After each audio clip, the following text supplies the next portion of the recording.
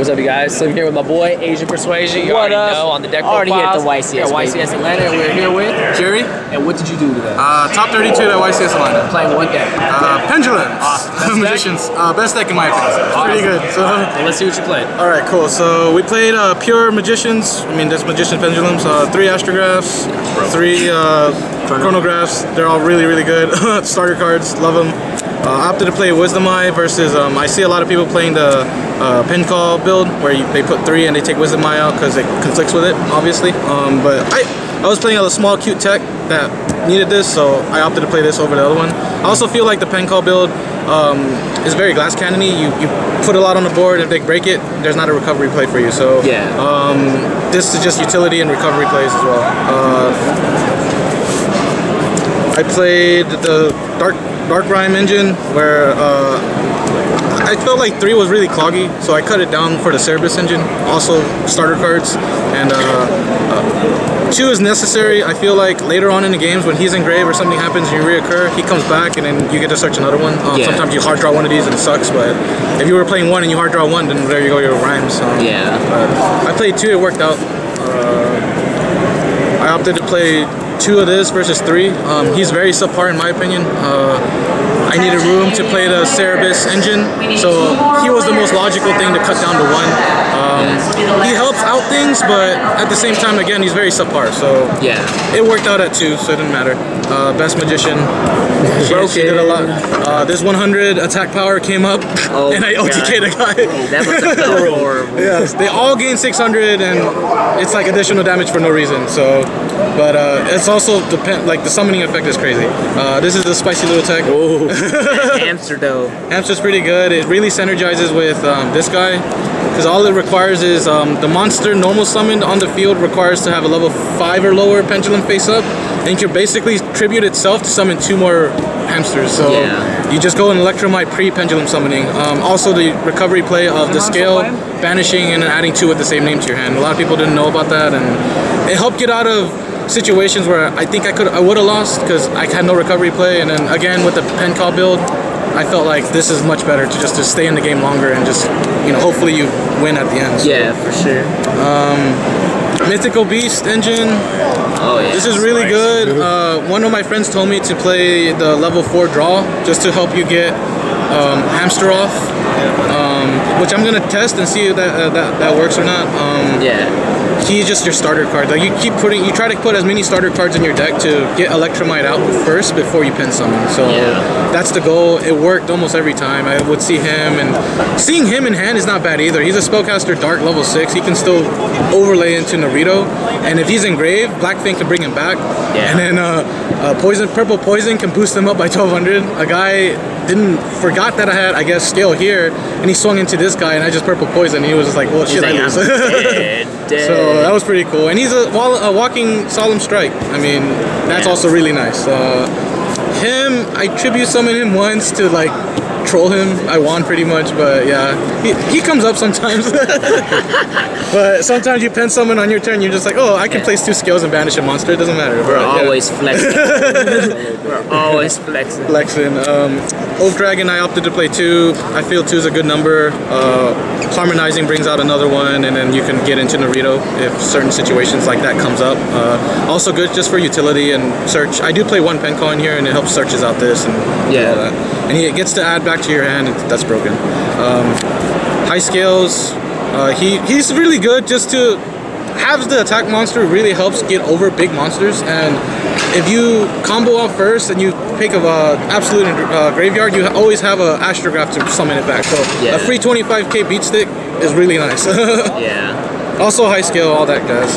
The 2 garnets. The garnets. I'd rather draw her than him. I mean, I'd rather draw him than him. So. Every deck.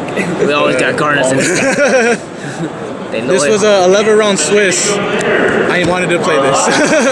They're bricks, and I understand that, but in my last round in top 32, I got grassed game 1 and game 3. So that's how you lost. That's how I lost, and I mean, it was unfortunate, but it happens. And in one of my rounds in Swiss, he also grassed me, and I had this luckily, and it got me there. So it's really sucky against mirrors, and I understand that, but I feel like against Rogue in an 11-round Swiss, it's too good. Like Dracos, Rogue, you grind through all the Swiss rounds. Yeah, so I decided to main it. 2 pots over 3. Personally, I don't like the card as much. I mean, it's a banish 10 great, draw 2. It's a draw 2 plus 1.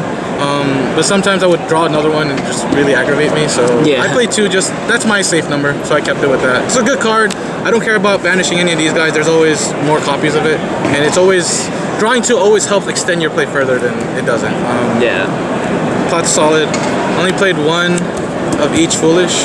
Some people were playing 2 Dragon Shrines, which was really weird to me because this is utility. Okay, that's way better. I mean, this is your starter card. You see one of these, Dark Realms Engraved, special, add, done, keep going. So this helps you get some spellcasters engraved to help utilize Black Fang and etc. But that came up once or twice, but it wasn't like a game-changing kind of thing. The last 3 cards are just Pen Call, 1 Duelist Alliance, and 1 Pendulum Graph.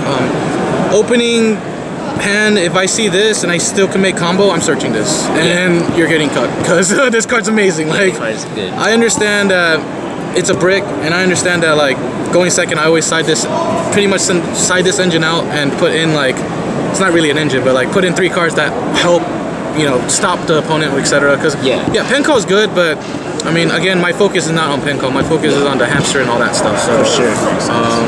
So 40 in the main? 43. 43. All right. I knew it wasn't like. Yeah, 43 because I mean the argument is that I play 2 of these and I doesn't really brick. Every card does something. With Pendulum decks, I feel like you can play over, but again, math and people might not agree with me. Extra deck, I played 3 Electromites over 2 Electromites. This came up so many times where like sometimes you open a little awkward and you have to use your second Electromite to get to a Vortex. And then this is just there like one of my opponents in Swiss didn't think I was playing a 3rd, and I played a 3rd, and he was like, "You got it." Like he pretty much, because like he needed like you just like, "Oh, you use your Electromites." I'm like, "No, I got 1 more." And they're like, "Well, fuck." So I was able to push and get through it. I think 3 is a solid number. Yeah, it's so good.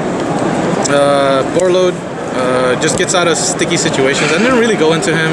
I probably won't cut him just because like it comes up and you don't want it. You don't not want it to be in your extra deck when that situation's like, well, crap, Borload would have won me the game. So your extra deck's sort of flexible in my opinion. So I just play him. Zephyr's the god. Like it's a 3-link pointing down, and when you have like, let's say Vortex Dragon chilling here, and they just they're scared of this for next turn, they get rid of this, he gets to utilize more Pendulum stuff. So I like him a lot, and on my turn he's a spot removal, so that came up a lot too, where like I'm like, okay, banish him or banish a card, banish, and then they're like, well, I guess, and then keep going. Now. And the 3 links pointing down is godly. Like, don't give your opponent any, but you got 3. You got all 3, dude. He's subpar. I'm gonna take him out for underclock ticker. Underclock, I got you. My theory with him was that if I got cherried, at least I could keep playing a little bit. But I never really got cherried, lucky. But underclock ticker will get you out of those random situations where you just need a pointer going down. We played the standard 2 fusions. I know a lot of people are playing more of this to make like the Harbinger board, which goes in turn with the turbo pen call, and I felt like you commit a lot to the board. Like your extra deck was basically gone by the time you finished your board, and I just felt like that wasn't smart in a sense. Again, I'm really a big believer on utility of reoccurrence and then just staying in the game. So that's why I chose. I mean, he comes up when I force a scapegoat, and then he just swings for piercing in game, and then they're like, that's pretty much it for the fusions. Didn't play more than that. Standard synchros. Went into him a lot. Didn't really go into him. I went to Tornado Dragon more just because I felt like Tornado Dragon was like a solid answer to a card. Like it was like, that's a card that's not getting resolved. Well, while him, it's like, unless you really open Broken and make him and like a tornado, like he just snipes a card, and sometimes you're lucky, sometimes you're not, and it's a waste of a thing. Like you remove the body and you snipe a card, but it might not do anything. So sometimes when I would summon Harmonizing, I would always go into Tornado. Him, I didn't really go into him. I didn't feel like the necessary spot removal where you didn't target. If I were pushing, I would always make him pretty much, because they would just synchro and blow up their board and attack for game. I know a lot of people weren't opting this card. I just kept them in there just just in case scenarios kind of deal. I might change him to like do something else with it, but he's staying there for now. The last 4 is these XCs. I mean, he's standard. You need him for Vortex. He's sometimes I make him to go into the first turn 2 negations or 3 negations, etc. He sacks games. He sacks a lot of games, so that's why I keep him. Where he can just steal your monsters without targeting, steal your monsters attack without targeting, and then drop it to 0 and then swing in for like 5,000 damage. Like it's insane. He's very solid too. He just pops a card and just chills. 20k, 21 body, and then pops a card. That's the extra deck in the main deck. Side deck, I played 3 ogres. I wanted to main this because last week in Dallas, a lot of people were playing like Dracos and all that crap, and I know like just destroying a diagram with this, it's great. Like it's a great feeling. I just felt like it's like hand traps are bricks in your deck. Like you don't want to see cards that don't function with each other, and I just opted to side it. And then like let's say I go against the mirror, this is insane in the mirror. Like you pop a Electromite, and if they don't have a follow up, and like a GG. Like so I would take out like the ashes and just put these in, etc. So also helps with Rogue and the Draco matchup. I played 3 Wavering. I sacked 2 people. Wavering 4. It was pretty good. They got lost. A lot of people weren't playing this because of the whole pendulum call crap, and I'm like, in my opinion, like you see it. If you see it, and there's a chance where you can get Ash too, where like it doesn't do anything. So it's like, show me, like show me you got pen call. If you don't, then I'm setting this on my turn, having a Vortex negate, and then when you try to do something, like let you do something, like knock 2-3 cards out of your hand. You're playing with a 4-card hand, and then I mean, if you don't have an Ash or another Wavering to chain, my negation will stop one of them, and if you don't have something else to follow up, you lost. Like, I'm searching another one of these, adding a scale, and then banishing a card on the field or whatever. So, I will always play this. That card's good. I didn't really like this card, in my opinion. I didn't play a lot of black back row decks. I played Twister over this. Like when I would just side it in, I liked it.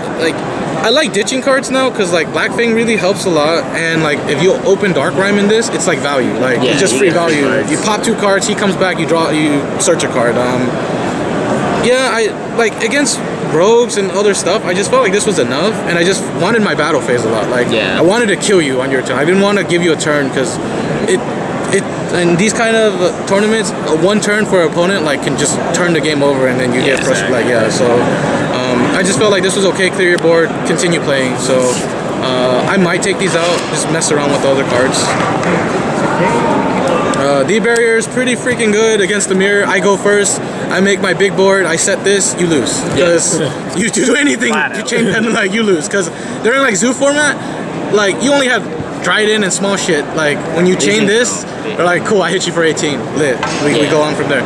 With Pendulum Mirrors, it's like, I have a Vortex, I have a Tornado Dragon, I have a Zephyrite, like, you're dead next turn, like, it's over, so... Lethal's on board. This card's relevant again in Link format, it's crazy. I might opt out to play 1 more and then just go first with that.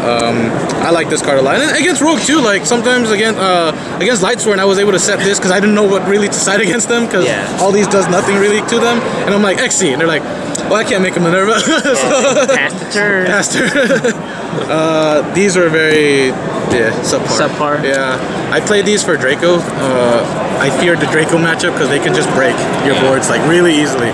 Sure. Any shout-outs you want to give, man? Yeah, but shout-outs to San Antonio, Texas. Shout-outs to my team Snoke. Shout-outs to all the members, Quest, Henry, Anthony, Eric, Brandon, and Tony and Chris. Awesome. So I hope to keep going and hopefully get going. So congratulations on your top. Appreciate it. Thank you.